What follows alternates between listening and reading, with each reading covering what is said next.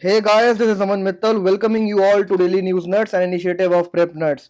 Today the date is 14th of May 2020 and we shall be seeing all the important articles that an aspirant must go through from the exam's perspective.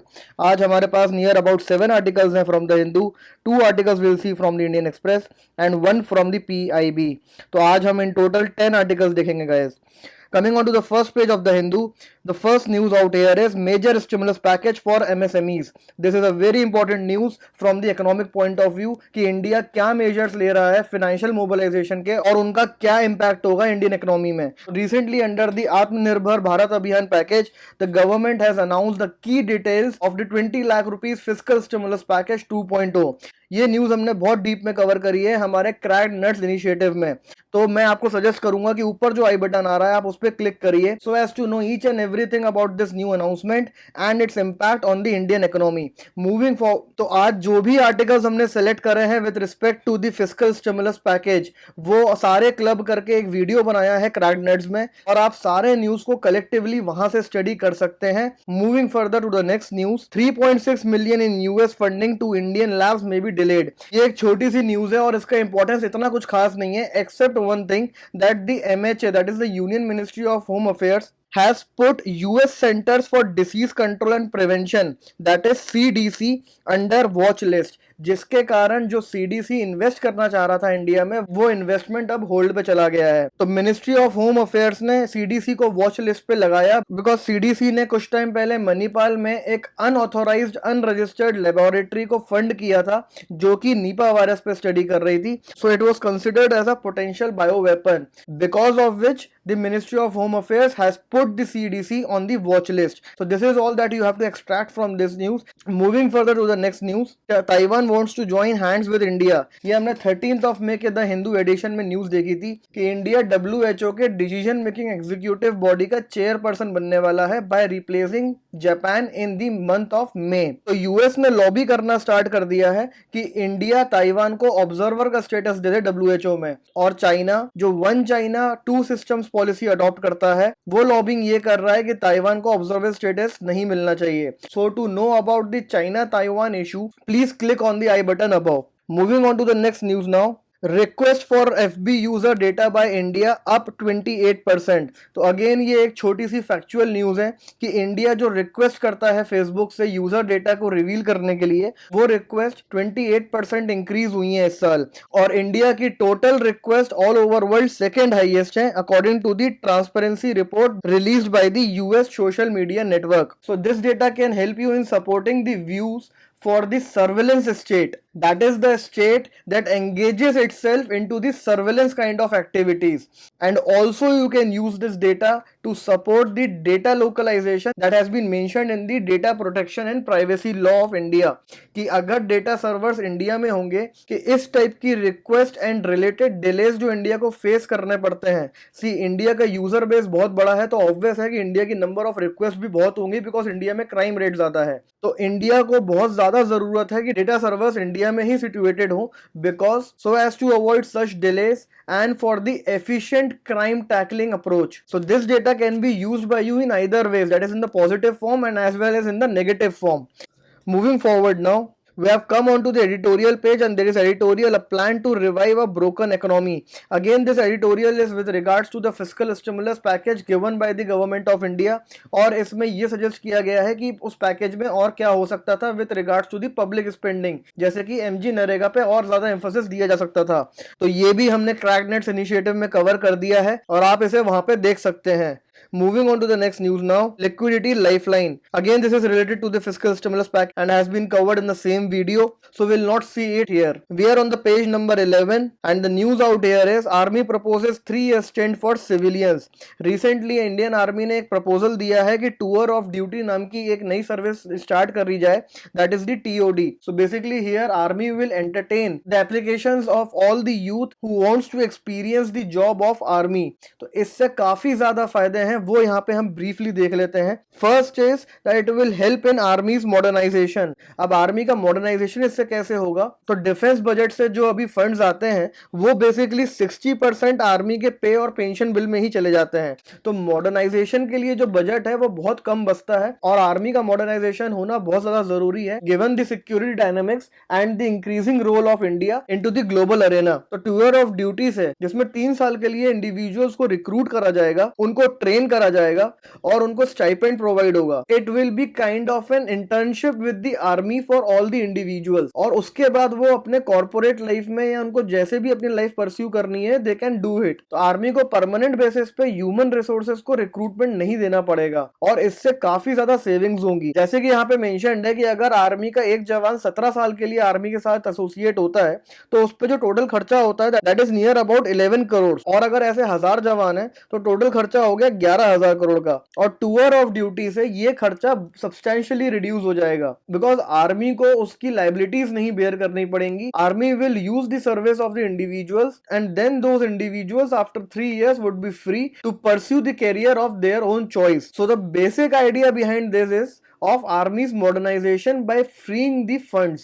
The second benefit that a tour of duty will provide is that of patriotism and that of enhanced value and respect for the armed forces in India. तो जब लोग इतने high scale पे associate होंगे army के साथ, इतने closely watch करेंगे वो, and when they live the life of the army officer, तो डेफिनेटली उस सर्विस के बाद उनके अंदर एक रिस्पेक्ट होगी, एक वैल्यू होगी आर्म्ड फोर्सेस के लिए, which again is very essential to boost the morale of the soldiers. The third benefit of the tour of duty can be the corporates who would hire the individuals after their tour of duty service would get much disciplined, confident, diligent and committed men and women.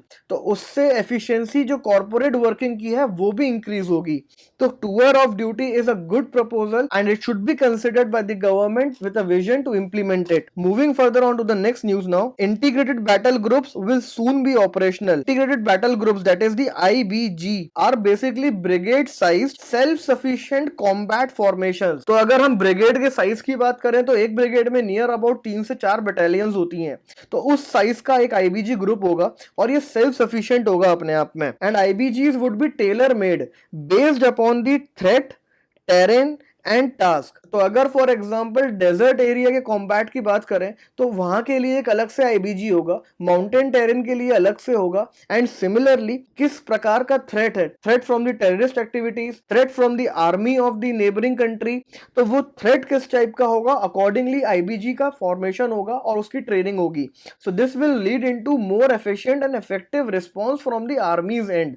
तो इसीलिए IBG का operationalisation होना बहुत जरूरी था और ये बहुत टाइम से पेंडिंग भी था, and this will give boost to the India's defense capabilities. This being the last news from the Hindu, we shall now see 2 articles of the Indian Express. Panel proposes land pooling to corporatize agriculture, merging MG Narega with skilling programs.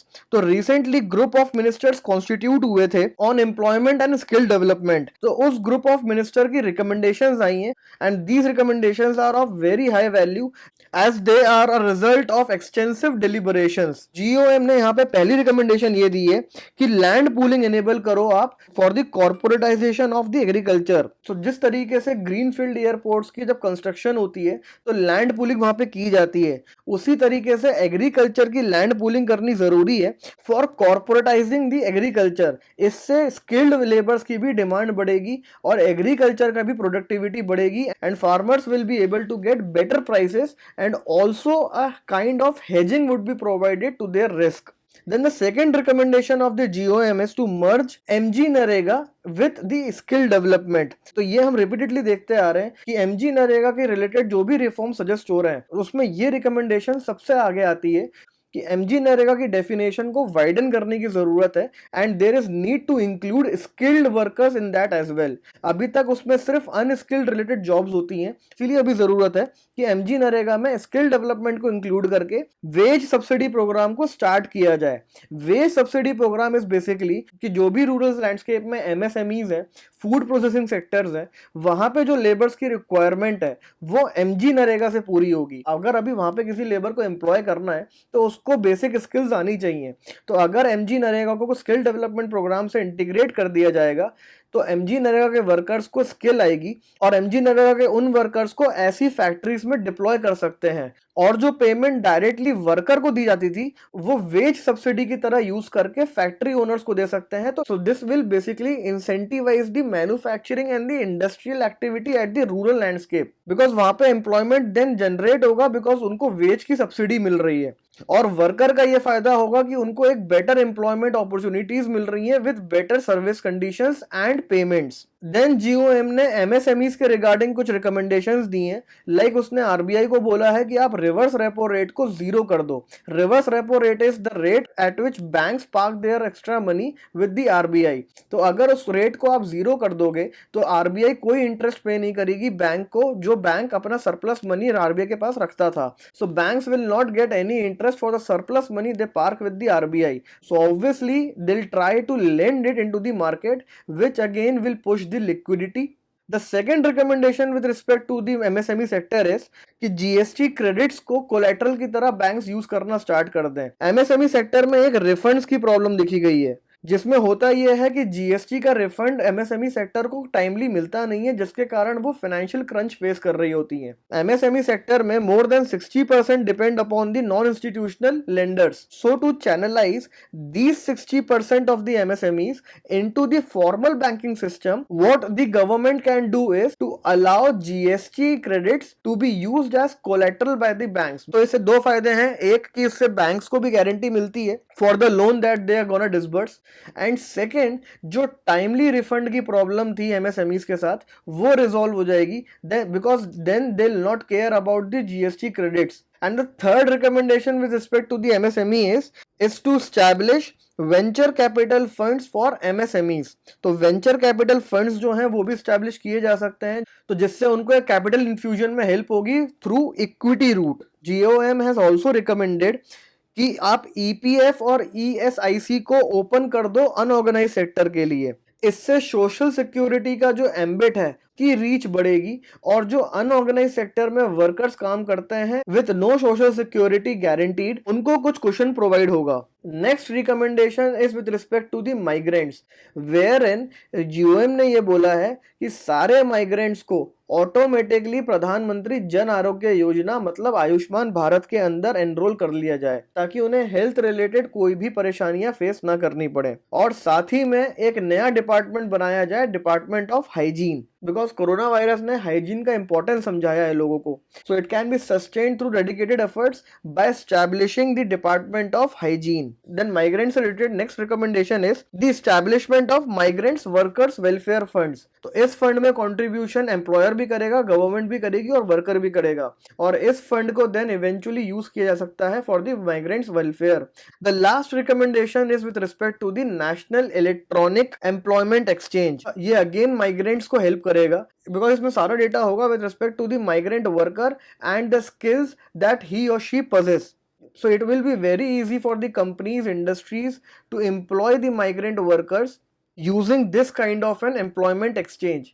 So this article is very important and you must go through each and every recommendation once again. And now we shall move on to our next article. MSME package means. This again has been covered in our video at PrepNuts, तो मैं इसको यहाँ पे अब अलग से cover नहीं कर रहा हूँ. And now we shall move on to the PIB for our last article. Various steps taken by the FCI to ensure availability of food grains across the country. इस न्यूज में सिर्फ कुछ स्टेप्स मेंशन्ड है और वो हमें पता होने चाहिए, बिकॉज ये हम डायरेक्टली यूज कर सकते हैं अपने आंसर्स में। तो थोड़ी सी डिटेल यहाँ पे स्टॉक्स की भी दी है before coming on to the steps taken by the FCI. So the food grain stock that is available with the FCI as of now is 671 LMT.